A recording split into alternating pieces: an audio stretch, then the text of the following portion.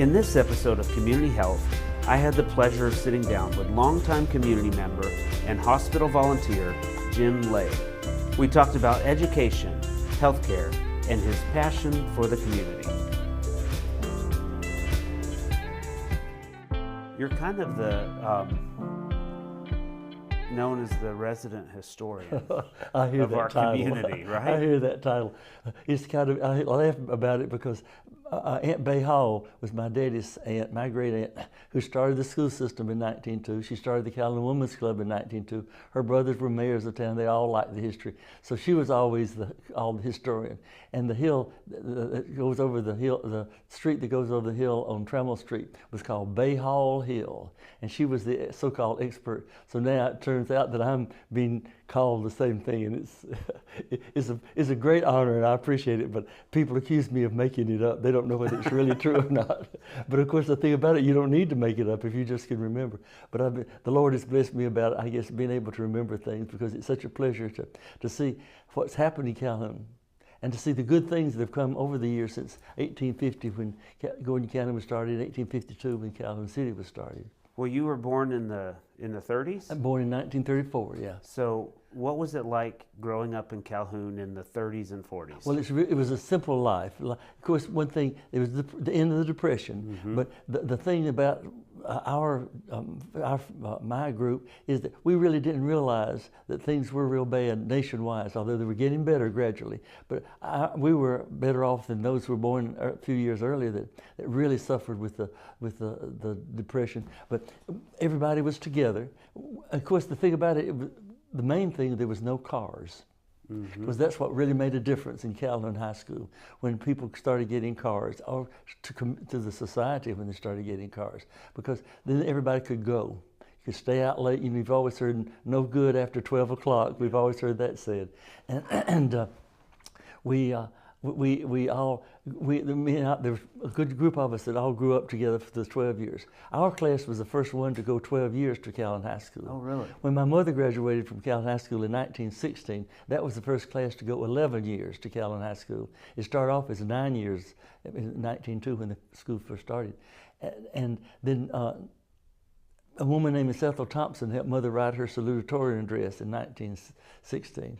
When our class graduated in 1952, the first class to go 12 years, Miss Ethel Thompson helped me write my salutatorian address. That's great. She still was there. Because that was the thing about it. Society was quite stable at that time. That's one of the things I guess we could say about our childhood, was the stable. And of course, then World War II came along, and it was such a patriotic time. You've heard the stories. Everybody was together. They put the stars in the window, where their sons were gone, and everybody was concerned with doing rationing and helping the war effort and seeing the movies. The movies were the best propaganda tools that we had. Okay. You can well imagine, because we go to the movies. That was such a center of Where were the movies shown? It was down at the Gym Theater. The Gym Theater, yes. And I have to laugh about they said the restoration of Gym Theater. I hate to tell you, it was never that nice. They renovated but it was so much fun to go to the movies. And we always had cartoons. That was always one of the things. And of course, on Saturday, you had the continued stories. Every Saturday, you go back to see them.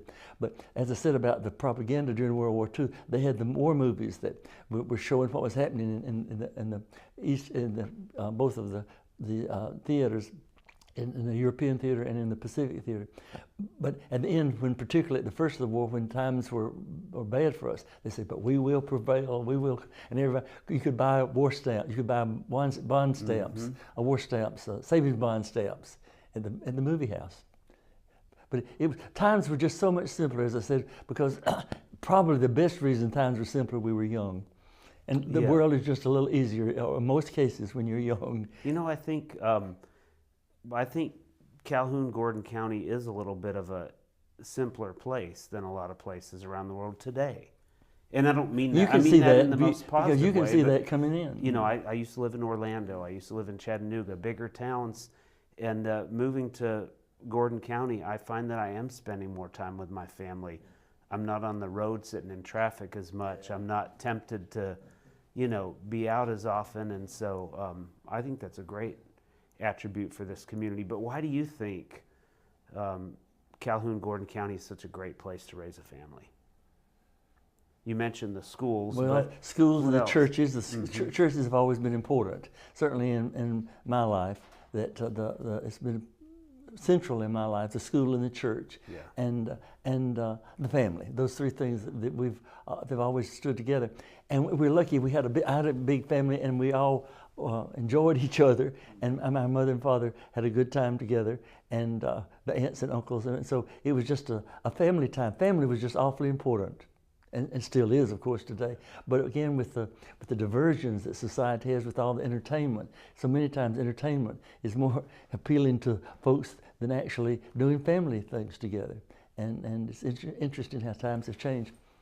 It really is. Talk about the educational opportunities in this community. Well, we've always, the Calhoun City Schools particularly, have always had a direct influence of the town, and they've always had a commitment to education since 1902. What happened in 1902 is that the state of Georgia made it possible for cities to have independent school systems. There'd always been county school systems, but at that time the cities like Rome and Dalton and Tryon and every town that wanted, Atlanta had always had an independent school system. So that's the reason in 1902 they started. So as a result of that, all the schools that the communities that had tax money could have an independent school system. So it worked out quite well. So the school, Calhoun has always had a commitment to it, and Gordon County has too. Absolutely. But for a long time, Gordon County didn't have the tax basis that it has now. So we've been so lucky that both the school systems have come along, and then the academy has come out and made a good difference for folks to come in and have a good education.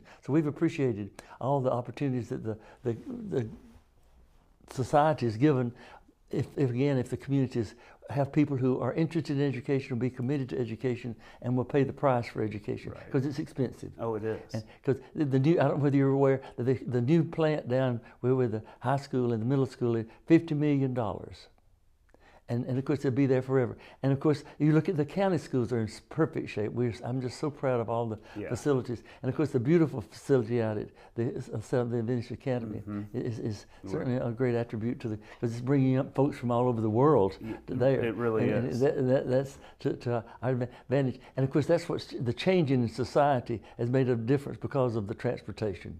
You know, and of course that's been the problem for a long time in the county, was about the transportation with the bus schedules. And for a long time we didn't have buses in Calhoun. And then back in the 1950s, the county and the city made an arrangement where they would educate almost, well, 2/3 of the high school at that time came in from the county by buses. So then when later on they decided to build Gordon Central and now Sonoraville and those other schools out in the county. And of course I'm not sure what year the academy started. Do you remember? I don't remember. It started off as a hospital, you know. It started off as a hospital, as a sanitarium. In your opinion, should a community of this size, well, I already know what you're going to say, have a hospital this good? I'm glad we do, but it almost doesn't make sense. Well, it really doesn't. It's just a blessing. All we can say, it's just a blessing, and that. People have been far-reaching enough, but really we have to really, I give credit all the time. If the Sunbelt folks had not realized that this was a possibility, of course they had the splendid office here, right? But the offerings we have in Calhoun and Gordon County are just phenomenal. With the reputation we have, you know, with the nationwide and how it's recognized, and the doctors, people I always am so pleased when people say, you know, my doctor prayed with me before the operation, and I said, you know, it surely does show what the center of life really is for those people who can recognize it. And that's what's wrong with society, I'm afraid. Not wrong with society, but a change in society when the church doesn't have the same affection for some people, a large percentage, because you know, if we're going to be a Christian nation, you think of how few people in church on the days that are church days, in relation to the number of the population. It's really interesting to see, particularly to be looking at the end of your life. See, here I am at the end of my life, you know, and looking back, and I say it's just amazing. I keep wondering, where was I when Yeah. it all started? Because, you know, the interest, I just laugh about age because it makes me so amazed to think that here you are in the midst of, you know, you're right, just ready, getting started. And it's interesting to look back and you say, I wonder why. Wonder why I lived. I drowned when I was 4 years old. I drowned out at Amaconata. And the family, that was it was a recreation place that Mr. Jim Reeve had folks out there, and my family was all out there, and I was in the water, and my sister stepped on me, and picked up, and she thought I was dead. My dad came in to get the undertaker because he thought I was dead, and there were 4 cousins, some brothers and a cousin had just taken Boy Scout training, and they gave me artificial respiration. Really? And for some reason, the good Lord did not want me, or the devil won, whichever it was. But you know, you just look back and you wonder why, in relation to how the leaves stay on the trees a long time, and sometimes the trees don't get to keep their leaves very long. But it's just amazing how the questions, and particularly looking back and wondering why, and you also wonder why people can't get along better. That's the hardest thing for me at this stage of my life, is why people can't do what's right. Really, if everybody would just follow the 10 Commandments, The world would be a lot easier. the world would be a wouldn't lot easier on everybody. it? So you mentioned doctors that pray with you. Yeah. You've been here in the hospital yes, for yeah, various things. yes. I just had a hip operation last year. A hip, and Yeah. so what is that, as a patient, how do you feel when a caregiver comes in and prays with you? Well, it's certainly appropriate in my mind, because that's part of my life. Because you're praying on the because I'm inside. praying on the inside. It certainly would hopefully give you peace that the doctor is doing the best he can and under the direction of the good Lord. Yeah. And then however it works out, because you know things are in the Lord's hands. But I always am pleased when I hear that compliment. And the other thing is when I take people out, when I'm a volunteer at the hospital, how people are so complimentary about the hospital. The nurses have been real good. The food is, and they're always complimentary about the food, because you don't hear that a lot of times in hospitals.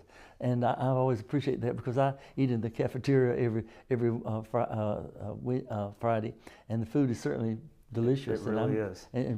But I'm just so proud of our hospital. I can't brag on it enough. Well, so you volunteer here at the hospital, and I know you're involved in a lot of different organizations, Rotary, and over the years you've probably been involved in everything. Yeah. Why is it important, in your mind, why is it important to volunteer and to give back? We had a meeting in Atlanta, and that was one of the things that said, why do people in different ages volunteer? And the people my age volunteer because you're supposed to.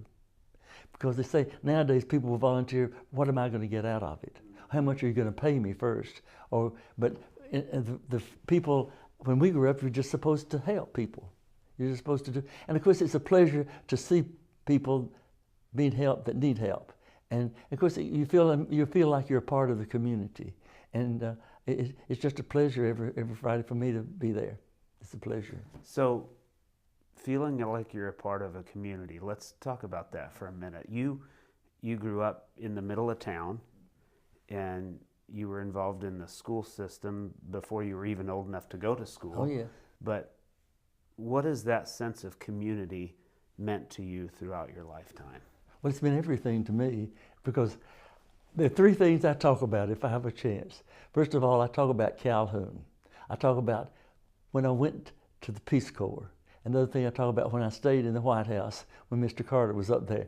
But Calhoun always comes first. I will find some connection to Calhoun when I talk to a stranger. Either you drove through there or you've seen it on the map or something. But it's always just been important to me. I've always been a part of it, and which I think is complicated with the business of loneliness now. People that don't feel connected, and one of the things is, but you have to connect to be connected. You have to volunteer. You have to get involved in your church or your civic organizations or some kind of work that makes you feel like you belong. To get to know the people, you've always heard to have a friend, you've got to be a friend, and you've got to take advantage of the opportunities that are available. So I've been, on several occasions, I've been in the room when you've stood up and recited some poetry or sang a song. Do you have a favorite poem? Oh, you know I have a favorite poem. Nestling among mountains, sparkling with fountains, beautiful city Calhoun. My heart ever beats for thy pleasing retreats, where the sunlight is gentle at noon. For trees never made a lovelier shade than falls on thy bosom in June. Thy beautiful river flows onward forever, and rhythms flow on to the sea. But the farther he flows, the sadder he grows, for he passes no city like thee. And he mingles his moans with the ocean's wild groans, while his spirit flows backward with me. My heart, like that river, time cannot dissever, though the trend of my life treads away. It touches thee still, the shock and thy thrill are with me forever and aye. Recollections are flowers in memory's bowers, and they bloom in December and May. That was written by Mr. Ernest Neal, who was the state poet laureate during his 1940s. That's beautiful. That's beautiful. I love to say that. One last thing. You mentioned that you're kind of at the end of your life, and I think you've got a lot more to go. But when you think about legacy, what's your legacy? Well, it's such a sombering thought. It doesn't need to be. But it really is. You know, if seriously, you think it's just like, what should be the last word you said if you were to be dying? I've tried to do the best I could, and I always wanted to help, and it's been a grand ride. It's been a grand ride, and it's just like Rosalind Russell, one of the Hollywood people, said, just turn the page and go on when things go wrong. Just turn the page and go on. So that's about all you can say. But I don't know what my legacy, it'd be interesting for other people to say what my legacy would be. Yeah, maybe I should ask around. Well, thank you for your time today and your commitment to the community, for the hospital. You're a great ambassador for us, and we just appreciate all that you do. Thank you so much. Appreciate it. Appreciate your interest.